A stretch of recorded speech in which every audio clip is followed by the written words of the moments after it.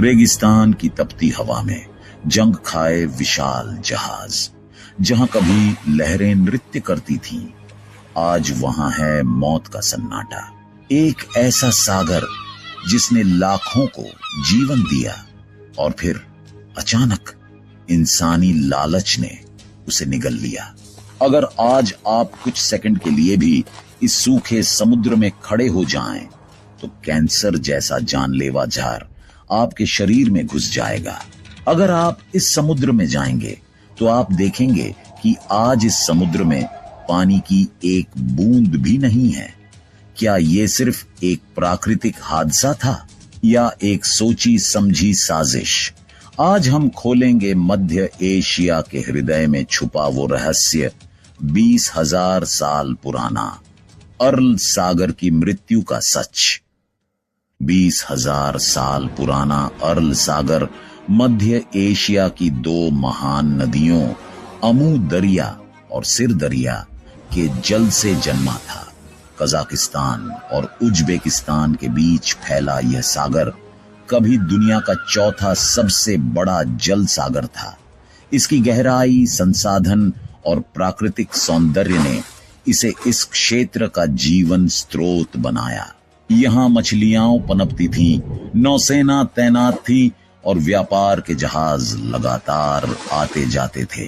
रेगिस्तान के बीच यह सागर एक चमत्कार था, लाखों लोगों का भोजन, रोजगार और आसरा। लेकिन इस शांत जल के भीतर छुपा था भविष्य का एक भयंकर संकट। 1800 के दशक में मध्य एशिया कई खानातों के नियंत्रण में था, जिनमें सबसे शक्तिशाली था खिवा खानात। यह क्षेत्र कैस्पियन से अरल तक जाने वाले महत्वपूर्ण व्यापार मार्गों पर हावी था। रूस के व्यापारियों और दूतों पर बार बार हमले होते थे। उन्हें गुलाम बनाकर ले जाया जाता था। राजनीतिक और आर्थिक रूप से यह रूस के लिए एक बड़ी चुनौती बन चुका था। रूसी साम्राज्य ने फैसला किया, अर्ल सागर तक पहुंचने का मतलब है पूरे मध्य एशिया पर नियंत्रण। लेकिन अर्ल सागर तक कोई समुद्री मार्ग नहीं था। यह पूरी तरह लैंडलॉक्ड था, रेगिस्तान से घिरा हुआ। फिर भी रूस पीछे नहीं हटा। 1847 में रूस ने सिरदारिया नदी के मुहाने पर रायम सैन्य चौकी बनाई। इसके बाद उन्होंने एक असंभव लगने वाला काम किया। विशाल युद्ध पोतों को हिस्सों में तोड़ा गया, ऊंटों पर लादकर रेगिस्तान के रास्ते अर्ल तक पहुंचाया गया। रेत के तूफान, तापमान का उतार चढ़ाव और 100 किलोमीटर लंबा कठिन सफर, इन सब के बाद जहाजों को अर्ल किनारे पर फिर से जोड़कर पानी में उतारा गया। पहला जहाज निकोलाई, फिर मिखाइल और 1848 में सबसे बड़ा कॉन्स्टेंटाइन। ये जहाज सिर्फ लोहा नहीं थे, ये रूस की रणनीति, उसकी महत्वाकांक्षा और भविष्य की भू राजनीति का संकेत थे। यही वह क्षण था जब अर्ल सागर पर रूस की पकड़ की कहानी शुरू हुई। एक ऐसी पकड़ जिसने आगे चलकर एक प्राकृतिक चमत्कार को मौत के किनारे ला खड़ा किया। 1917 की क्रांति के बाद रूस में कम्युनिस्ट शासन आया और जन्म हुआ सोवियत यूनियन का। नए शासन के नेता जोसेफ स्टालिन ने देश को तेजी से औद्योगिक और कृषि महाशक्ति बनाने का विशाल सपना देखा। उसी समय वैश्विक बाजार में एक फसल की मांग तेजी से बढ़ रही थी, कॉटन, जिसे उस दौर में व्हाइट गोल्ड कहा जाता था। स्टालिन के सामने विकल्प स्पष्ट था। अगर सोवियत यूनियन के लिए धन और शक्ति चाहिए तो कपास उत्पादन बढ़ाना होगा। लेकिन समस्या थी मध्य एशिया के रेगिस्तान। यहां मिट्टी तो थी पर पानी नहीं। स्टालिन और उनके इंजीनियरों ने एक साहसिक परंतु विनाशकारी योजना बनाई। अमू दरिया और सिर दरिया जैसी विशाल नदियों का पानी मोड़कर पूरा क्षेत्र कपास के खेतों में बदल दिया जाए। यहां से शुरू हुआ इतिहास की सबसे बड़ी जल इंजीनियरिंग परियोजनाओं में से एक। सरकार ने आदेश जारी की, बांध बनाओ, नहरें खोदो, नदी की दिशा बदलो, हर कीमत पर कपास उगाओ। पूरा सोवियत तंत्र इस मिशन पर लग गया। इन्हीं निर्णयों ने अर्ल सागर के भाग्य की दिशा बदल दी। अर्ल को जीवित रखने वाली दोनों नदियां अब अपने पानी को खेतों में खोने लगीं। उस समय किसी प्रशासनिक अधिकारी, किसी वैज्ञानिक, किसी किसान ने यह नहीं सोचा कि नदियों पर इस दबाव का परिणाम कैसा होगा। सोवियत नेतृत्व को सिर्फ कपास चाहिए था, किसी भी कीमत पर। अर्ल सागर की मौत का बीज यहीं बोया गया था। 1960 का दशक मध्य एशिया के लिए एक निर्णायक मोड़ था। सोवियत इंजीनियरों ने रिकॉर्ड समय में विशाल नहरों और सिंचाई परियोजनाओं का निर्माण पूरा किया। इनमें से सबसे प्रमुख थे Karakum canal, Karshi canal, Fergana canal, दर्जनों छोटे बड़े बांध और जल वितरण नेटवर्क। इन परियोजनाओं का उद्देश्य था दोनों नदियों का पानी खेतों तक पहुंचना, अर्ल सागर तक नहीं। यह वही ऐतिहासिक गलती थी जो आने वाले दशकों में दुनिया की सबसे भयावह पारिस्थितिक आपदाओं में बदल गई। 1961 से अर्ल सागर का स्तर गिरना शुरू हुआ। पहले 20 सेंटीमीटर प्रति वर्ष, फिर 50 सेंटीमीटर और 1980 तक यह गिरावट प्रति वर्ष 1 मीटर पर पहुंच गई। जहां कभी लहरें उठती थीं, वहां दरारें पड़ने लगीं। सागर का किनारा पीछे हटता गया 80 से 100 किलोमीटर तक। मछलियां मरने लगीं। नमक की सांद्रता कई गुना बढ़ गई। लोगों को लगा यह अस्थायी समस्या है, लेकिन वैज्ञानिकों ने चेतावनी दी, अगर नदियों का प्रवाह ऐसे ही घटता रहा तो अर्ल सागर मर जाएगा।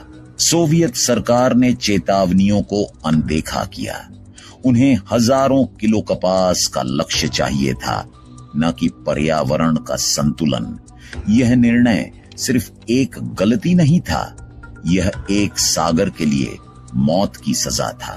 1970 के दशक तक अर्ल सागर की तबाही स्पष्ट दिखाई देने लगी थी। जहां कभी नौकाएं आसानी से चलती थीं, वहां अब रेत के टीले बन चुके थे। पोर्ट शहर मुनियाक, अराबे, कजाली सब सूख चुके किनारों के कारण समुद्र से कट गए। सागर की नमक संरचना पूरी तरह बदल चुकी थी। पहले प्रति लीटर पानी में 10 ग्राम नमक होता था, लेकिन जल सूखने के बाद यह बढ़कर 376 ग्राम प्रति लीटर हो गया, जो किसी भी समुद्री जीव के लिए जानलेवा है। नतीजा, हजारों टन मछली उद्योग रातों रात खत्म, कारखाने बंद, मछुआरे बेरोजगार, बंदरगाह शहर भूतिया नगर बन गए। सामाजिक त्रासदी भी गहराती गई। लोगों ने अपने बच्चों को पोषण देने के लिए कभी समृद्ध रहे समुद्री इलाकों को छोड़कर दूर दराज गांवों और शहरों का रुख किया। वैज्ञानिकों के अनुसार 1960 से 1998 के बीच अर्ल सागर 60% सिकुड़ चुका था। सड़कों पर खड़ी मछली पकड़ने वाली नावें अब रेत पर हमेशा के लिए जमी थीं। जहाजों की हड्डियां उभर आई थीं, मानो समुद्र का कंकाल रेगिस्तान में दफन हो गया हो। यह सिर्फ पर्यावरण का विनाश नहीं था, यह मानव जीवन पर सीधा प्रहार था। एक सागर जिसने हजारों साल लोगों को पाला, वही अब उनकी बर्बादी का प्रतीक बन चुका था। अर्ल सागर के सूखने के बाद पर्यावरणीय तबाही एक नए चरण में प्रवेश कर गई। जहरीली हवा का जन्म, कपास की खेती के लिए दशकों तक डीडीटी, फॉस्फेट, अमोनिया और सैकड़ों विषैले कीटनाशकों का उपयोग किया गया था। ये रसायन पहले नदियों में घुले, फिर अर्ल सागर में जमा होते गए। जब सागर सूख गया तो ये जहरीले तत्व बारीक धूल बन गए और हर हवा के झोंके के साथ लोगों की सांसों में उतरने लगे। हर बवंडर एक जहरीली गैस का बादल बनकर गांवों और शहरों पर गिरने लगता। इस प्रदूषण के परिणाम भयावह थे। श्वास रोगों में तेज वृद्धि, किडनी और लिवर फेल्योर, चर्म रोग, जन्मजात विकृतियां, कैंसर के मामलों में विस्फोटक बढ़ोतरी। डॉक्टरों के अनुसार यहां एक सांस लेने का मतलब है शरीर में जर भरना। बच्चों की मृत्यु दर बढ़ गई। महिलाओं में जटिल गर्भधारण की समस्याएं उभरने लगीं। 5 मिलियन से अधिक लोग सीधे प्रभावित हुए। धूल के तूफानों में नमक और कीटनाशक मिल जाते थे जो खेतों की उर्वरता को भी खत्म कर देते थे। इससे खेती उत्पादन 30% तक गिरा। यह पर्यावरणीय आपदा अब एक पूर्ण मानवीय संकट में बदल गई थी। अरल सागर के बीच स्थित था एक रहस्यमय द्वीप, वोजरोजदेनिया, जिसका अर्थ था पुनर्जन्म। लेकिन यह पुनर्जन्म नहीं, मृत्यु का जन्म स्थल था। 1950 से 1980 के दौरान यह द्वीप सोवियत यूनियन के सबसे गुप्त और खतरनाक प्रयोगों का केंद्र बना। यहां विकसित और परीक्षण किए गए एंथ्रैक्स, प्लेग, स्मॉल पॉक्स, ट्यूलरेमिया जैसे घातक बायोलॉजिकल हथियार हजारों जानवरों पर प्रयोग किए गए। द्वीप पर बने प्रयोगशालाएं पूरी तरह गोपनीय थीं। सैकड़ों वैज्ञानिक यहां काम करते थे, पर उनकी गतिविधियों के बारे में जनता को कुछ पता नहीं था। 1991 में सोवियत यूनियन टूट गया और यह क्षेत्र पूरी तरह छोड़ दिया गया, लेकिन खतरा वहीं बना रहा। जब अर्ल सागर सूख गया तो यह द्वीप नहीं रहा, यह जमीन के साथ जुड़ गया। अब कोई भी पैदल या वाहन से इस खतरनाक क्षेत्र में पहुंच सकता था। वैज्ञानिकों ने चेतावनी दी, यहां की मिट्टी में एंथ्रैक्स स्पोर्स आज भी सक्रिय हो सकते हैं। ये 100 साल तक जिंदा रह सकते हैं और हवा में फैल सकते हैं। स्थानीय लोगों ने बताया कि यहां के चूहों में प्लेग के लक्षण पाए गए। यह संभावित महामारी का संकेत था। आज यह क्षेत्र दुनिया का सबसे खतरनाक परित्यक्त बायो हथियार जोन माना जाता है। अर्ल सागर एक प्राकृतिक एयर कंडीशनर की तरह था। गर्मी में ठंडक, सर्दी में गर्माहट, उसकी विशाल जलराशि मौसम को संतुलित रखती थी। लेकिन जैसे ही यह सागर गायब हुआ, पूरे क्षेत्र का मौसम चरम रूप लेने लगा। अब गर्मी में तापमान 45 डिग्री सेल्सियस तक पहुंच जाता है, जबकि सर्दियों में यह -25 डिग्री सेल्सियस तक गिर जाता है। ऐसा तापमान पहले कभी नहीं देखा गया था। हवा में उड़ने वाली नमकीन धूल बर्फ जमने की प्रक्रिया को भी प्रभावित करती है। ठंड के दिनों में नमक मिले बर्फ के टुकड़े कृषि भूमि को और ज्यादा बंजर बना देते हैं। वर्षा कम हो गई है। पहले जहां बादल नदियों और सागर से नमी लेकर बारिश करते थे, अब वह स्रोत सूख चुके हैं। धूल भरे तूफानों की संख्या दोगुनी हो गई। इन तूफानों में कीटनाशक, नमक और बारीक मिट्टी मिलकर एक जहरीला गुब्बार बनाती हैं, जो सैकड़ों किलोमीटर दूर तक फैल जाता है। पड़ोसी देशों ताजिकिस्तान, तुर्कमेनिस्तान और यहां तक कि ईरान ने भी इस धूल से प्रभावित होने की शिकायत की। कृषि उत्पादन 20 से 30% तक गिर गया। लेकिन यह सिर्फ शुरुआत है। जलवायु वैज्ञानिक चेतावनी देते हैं, यदि पर्यावरणीय हस्तक्षेप नहीं रोका गया तो मध्य एशिया एक नए मरुस्थल में बदल जाएगा। अर्ल सागर की मृत्यु ने एक पूरे क्षेत्र का मौसम बदल दिया। लंबे समय तक दुनिया ने अर्ल सागर को खो देने की बात स्वीकार कर ली थी, लेकिन कुछ लोगों ने हार नहीं मानी। कजाकिस्तान सरकार और विश्व बैंक ने एक महत्वाकांक्षी योजना तैयार की। उत्तर अर्ल सागर को पुनर्जीवित किया जाएगा।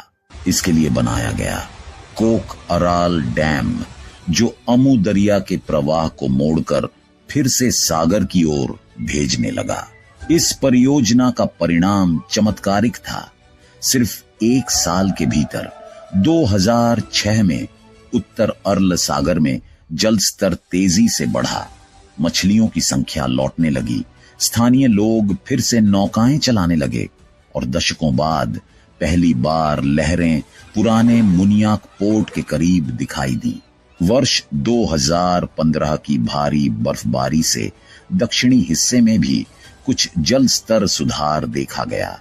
गांवों में फिर से सर्द हवा में नमी का एहसास होने लगा, जो वर्षों से गायब था। 2025 की रिपोर्ट कहती है उत्तर अर्ल में पानी का स्तर 42% बढ़ चुका है। यह पर्यावरण विज्ञान की दुनिया की सबसे सफल पुनर्जीवन परियोजनाओं में से एक है। लोगों में उम्मीद वापस आई है। पर्यटन धीरे धीरे बढ़ रहा है।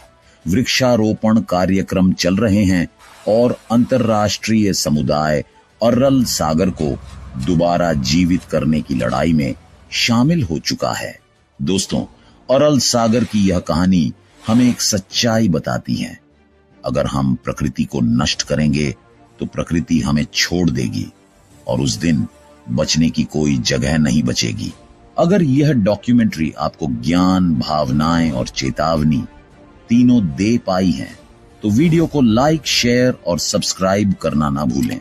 आपकी एक क्लिक से ऐसे महत्वपूर्ण विषय और भी लोगों तक पहुंचते हैं। फिर मिलेंगे एक नई कहानी, एक नए सच और एक नई खोज के साथ। धन्यवाद।